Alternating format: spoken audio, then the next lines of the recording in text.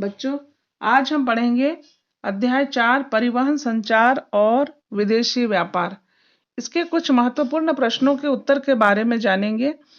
तो जो यानी कि बोर्ड पेपर में निश्चित ही पूछे ही जाते हैं। तो इसमें है प्रश्न है कि किन्हीं 4 संचार के साधनों के बारे में लिखिए। तो ये है संचार के साधन। संचार के साधन के बारे में जानते हैं। तो संचार के साधन है डाकखाना, तार, दूरसंचार, इंटरनेट, मोबाइल फोन या सेल्यूलर फोन। छठा है फैक्स, सातवां है ईमेल, आठवां है रेडियो, नौवां है दूरदर्शन और 10वां है सिनेमा और 11वां है मुद्रण माध्यम और 12वां है उपग्रह संचार। तो इनमें से किन्हीं यानी कि 5 संचार के साधनों के बारे में जानेंगे संक्षिप्त में। तो सबसे पहला है डाकखाना। डाकखाना अर्थात बच्चों आप तो जानते हैं कि डाकखाना अर्थात पोस्टमैन के द्वारा हमारे घर पर उपलब्ध सेवाएं यानी कि जो भी यानी कि पत्र पत्रिकाएं है, कोई महत्वपूर्ण लेटर है, वह यानी कि हमको डाकखानों के द्वारा पोस्टमैन के द्वारा हमारे घर पर प्राप्त होता है।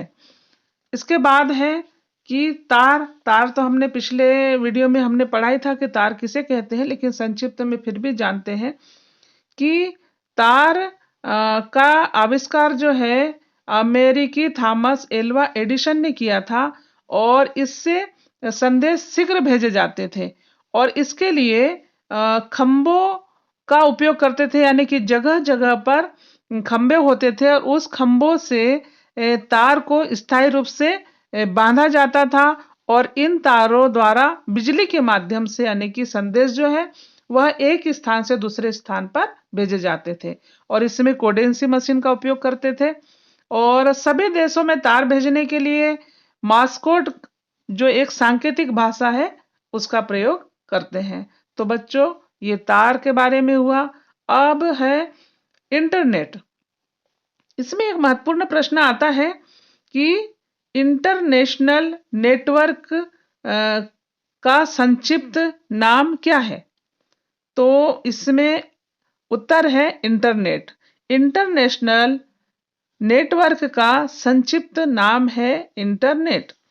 इस सेवा में कोई भी व्यक्ति घर बैठे कंप्यूटर के माध्यम से देश विदेश की प्रत्येक घटना को देख सकता है, संपर्क कर सकता है और विश्व भर में इसका उपयोग करते हैं। तो बच्चों इंटरनेट के बारे में तो आप सभी जानते हैं और उससे हर वस्तुएं से लेकर के हर व्यापार या कोई भी हमारे जीवन से संबंधित हर एक जरूरतों को यानी कि इंटरनेट के द्वारा हम पूरा कर सकते हैं। यह तो हमारे जीवन के लिए बहुत ही महत्वपूर्ण हो गया है।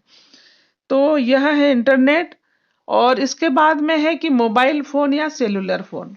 बच्चों आप सभी लोगों के पास में मोबाइल फोन है और जिसके बारे में तो आप जानते ही हैं कि हमारे जीवन का एक महत्वपूर्ण अंग बन चुका है। बिना मोबाइल फोन के कुछ भी संभव नहीं है। यह एक बेतार का तार जैसा फोन है जिसे मोबाइल फोन या सेलुलर फोन कहते हैं। इस फोन को आप कहीं पर भी जेब में रखकर ले जा सकते हैं, वहीं से फोन कर सकते हैं एवं बाहर से फोन भी प्राप्त कर सकते हैं। तो बच्चों इसी से इंटरनेट भी चलता है और हमारे दूर जगह पर जो बैठे हमारे सहपाठी है, जो हमारे सगे संबंधी है, हमारे दोस्त हैं, हमारे पड़ोसी है और किसी से भी हम आसानी से यानी कि इससे बातचीत कर सकते हैं। इसके बाद है कि रेडियो के बारे में जानते हैं। तो रेडियो एक महत्वपूर्ण संचार का साधन है और आप तो जानते ही हैं कि रेडियो में समाचार, घटनाएं, खेलकूद, कृषि संबंधी सूचनाएं, वार्तालाप, मौसम की जानकारी, सुगम संगीत और शिक्षा और मनोरंजन के कार्यक्रम ये सभी प्रसारित होते हैं। तो सबसे पहले इसमें मुंबई और कोलकाता रेडियो प्रसारण का श्री गणेश सबसे पहले 1927 में हुआ था। तो बच्चों आप रेडियो के बारे में भी जानते हैं। अगर इससे संबंधित भी अगर कुछ लिखना है तो आप अपने मन से लिख सकते हैं। इसके बाद दूरदर्शन है। दूरदर्शन के बारे में जानते हैं तो दूरदर्शन में सबसे पहला है कि DD1 और DD2 यह चैनल दिल्ली से प्रारंभ किए गए हैं और इन चैनलों के द्वारा यानी कि हम घर बैठे यानी कि हर एक मनोरंजन के साधन और समाचार और देश विदेश की अनेक घटनाओं के बारे में हमें घर बैठे यानी कि सारी सूचनाएं प्राप्त होती हैं। तो बच्चों दूरदर्शन के बारे में भी आप जानते हैं। तो इसके बाद है कि मुद्रण माध्यम। मुद्रण माध्यम यह एक मुद्रित माध्यम है। मुद्रित यानी कि लिखा हुआ। कैसे कि जैसे कि समाचार पत्र है, साप्ताहिक पत्र पत्रिकाएं हैं, मासिक पत्र पत्रिकाएं हैं, ये सब लिखी हुई है यानी कि लिखा हुआ माध्यम है जो यानी कि सारे देश में फैला हुआ है और यह विभिन्न भाषाओं में भी होता है। जो व्यक्ति जिस देश का है, जिस राज्य का है, सब अपने अपने यानी कि भाषाओं में यानी कि इसकी सूचनाएं उनको मिल जाती। हर एक भाषाओं में यानी कि मुद्रण माध्यम के माध्यम से पत्र पत्रिकाएं छपी होती है और इससे एक तो मनोरंजन भी है और समाचार भी मिलता है और देश विदेश की खबरें भी मिलती है।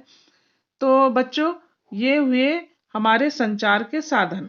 तो बच्चों आज इतना ही और सभी बच्चे यानी कि वीडियो देखें और समझने की कोशिश करें क्योंकि आजकल यानी कि कोरोना कोविड-19 की वजह से यानी कि शालाएं नहीं लग रही हैं तो घर बैठे यानी कि कम से कम बच्चे आप इस समस्या को समझते हुए आप अपनी पढ़ाई जारी रखें और अत्यंत महत्वपूर्ण प्रश्नों के साथ में अगले वीडियो में फिर मिलेंगे और गुड बाय बच्चों।